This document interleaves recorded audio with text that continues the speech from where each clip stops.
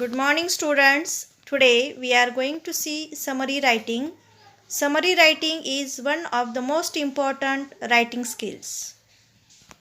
Summary writing involves summarizing a document to convey the maximum amount of information to a reader in a minimum words. Let's understand what is a summary. A summary is a clear, compact, logical gist of a passage. It preserves only the essential or important ideas of the original. Now we are going to discuss about the qualities of a summary. A good summary must have the following qualities. Quality number 1, clarity. Clarity means getting your message across so that the receiver can understand what the writer is trying to convey. There should not be any ambiguity in your writing. It means writing should be very clear. Second quality of summary is correctness. At the time of writing or composing a summary, the writer must ensure that the facts and figures are correct. Third quality of summary is objectivity. While making a summary, the writer should adopt an objective approach. He should not add his personal opinion and ideas in a summary. A summary should be purely a gist of the original text without any addition. It means the writer should not add his own points. Quality number 4, coherence. Coherence means the logical and clear interconnection of ideas in a written piece of work. Fifth quality of summary writing is completeness. Another striking feature of a good summary is completeness. It is a very important feature of summary writing. It should be complete in all aspects. Completeness means that the writer should include all the important facts or ideas in a summary. To make it short, he should not omit the important ideas. Sixth important quality of summary writing is conciseness. It is a desirable quality of summary writing. Conciseness means to say all that needs to be said and no more. The writer should write what is necessary and avoid writing unnecessary details. Now let's discuss the rules of making a summary. The goal of summary is to preserve the original ideas. To write good and perfect summary, we must follow some rules. Here are given some rules of making a summary. First rule is read carefully. First, read the passage twice or thrice carefully to understand the main theme of the passage. Second rule is given here, underlining. Underline the important ideas from the original text. Third rule is outline. The writer must draw the outline of summary with the help of underlined ideas. Next rule is omission. The writer must omit unnecessary information, long phrases, etc. Next rule is size. The length should be about 1/3 of the original passage. Next rule, indirect speech.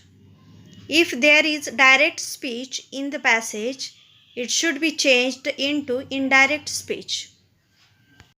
Next rule is about tense and person. The summary should be written in the third person and past tense. In the case of universal truth, the present tense should be maintained. Next rule is about own words. A summary should be written in your own words. But the writer should not add his own thoughts, own ideas, or some additional information.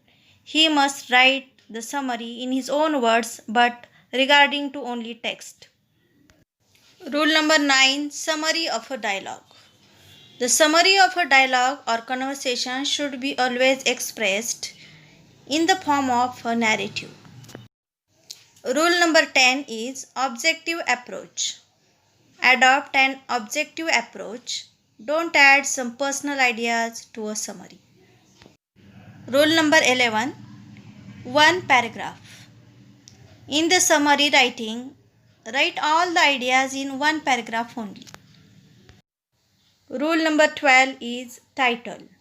The writer must give title to the paragraph or answer. Here are given some solved examples for better understanding. Look at it.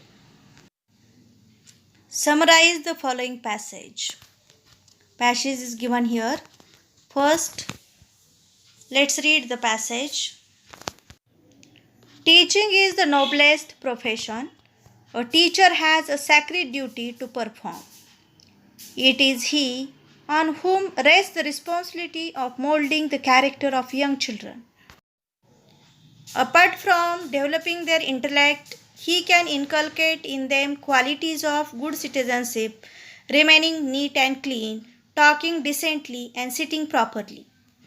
These virtues are not easy to be imbibed. Only he who himself leads a life of simplicity, purity, and rigid discipline can successfully cultivate these habits in his pupils. Besides, a teacher always remains young. He may grow old in age, but not in spirit. Perpetual contact with budding youth keeps him happy and cheerful.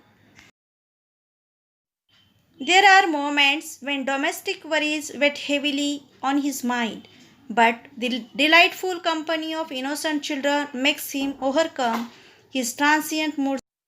Here is given the answer of the given passage.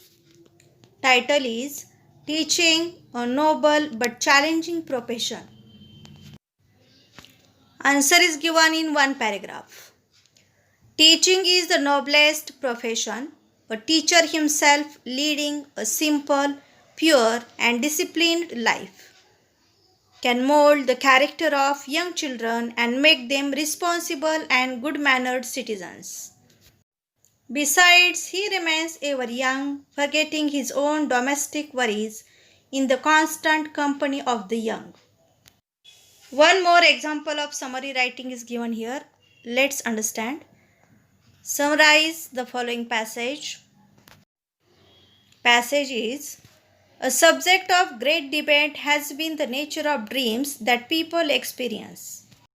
Dreams can range from the mundane to the fantastic, create emotions like anxiety, joy, fear, anger, etc. Dreamers often feel that what they experience in their dreams is very real. It is common for people to have recurring dreams. Some people have recurring dreams of falling, flying, or being chased. Nightmares are also common and often occur among children and adolescents. Nightmares may be the result of unresolved conflict and anxiety. Many theories have been put forth to explain why dreams occur. One of the theories is that dreams are merely a reproduction of incomplete thoughts or events experienced in the day. Another theory is that dreams are a representation of our decisions and fears. It has been propagated that our dreams are populated with universal symbols. Sometimes the dreams have been reported to contain a warning or a message about the immediate future. It has also been suggested that dreams can be used for solving problems and arriving at solutions. Many people keep dream journals. They record their dreams on a daily basis. Dream journals may be maintained as a hobby or to gain better understanding of the dreams and consequently oneself. Carl Jung, the famous psychologist, maintained a dream journal known as a Red Book. Answer of the given question. Title is Nature of dreams. Answer is in paragraph. When people dream, they experience various emotions such as anxiety, joy, fear, etc. Often dreamers believe that their dream is real. Many people have recurring dreams. Nightmares are also commonly experienced. They may be extensions of one's thoughts, embodiment of one's fear and desires and prediction about the future. Dreams may even be useful in solving problems. The famous psychologist Carl Jung was known for keeping a dream journal. In this way, we have seen summary writing.